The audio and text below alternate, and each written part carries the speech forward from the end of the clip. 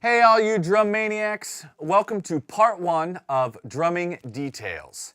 In this three-part series we're going to explore three very common elements of our everyday playing and how they affect our sound, our feel, and ultimately the song. And today we're going to focus on the hi-hat. So let's look at three very common eighth note hi-hat patterns. Our first pattern is eighth notes with a quarter note accent.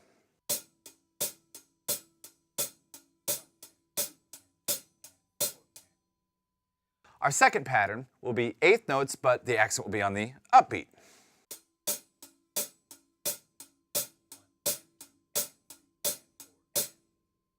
And our third pattern will play all the notes at an even, medium loud volume.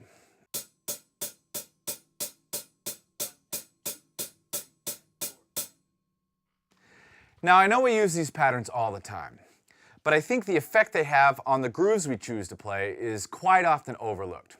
There's a tendency to just play the hi-hat without any regard to what it's actually playing and the effect it has on the groove. And I want you all to be very aware of the hi-hat patterns you choose to play and the effect they have on your sound, your feel, and the songs you're playing.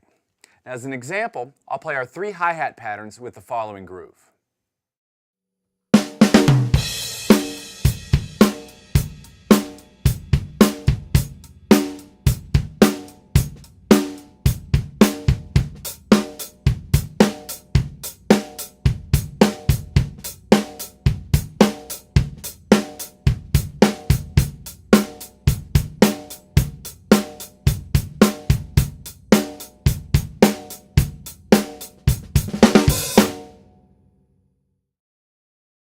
Notice how the quarter note accent lays the groove back, where the upbeat accent gives the groove a little bounce, and keeping all the notes at an even, medium loud volume gives the groove some energy, a little bit of excitement.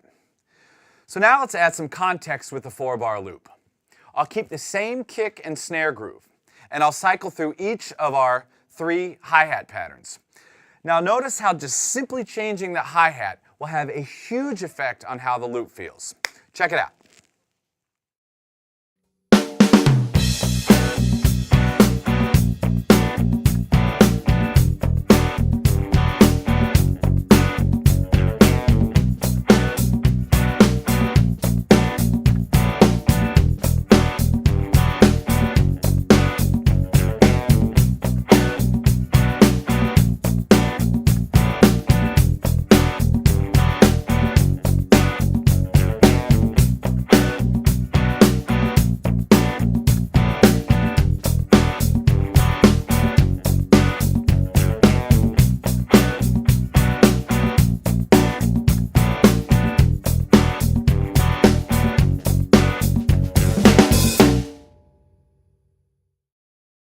Now, whichever pattern you choose to play is entirely up to you.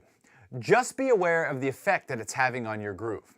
You might find that perfect kick and snare pattern, but for some reason the groove just isn't sitting right. Before abandoning the entire groove, try another hi-hat pattern. I cannot tell you how many times this simple concept has worked for me. It's all in the details. We'll see you for part two of Drumming Details when we talk about the good old snare drum.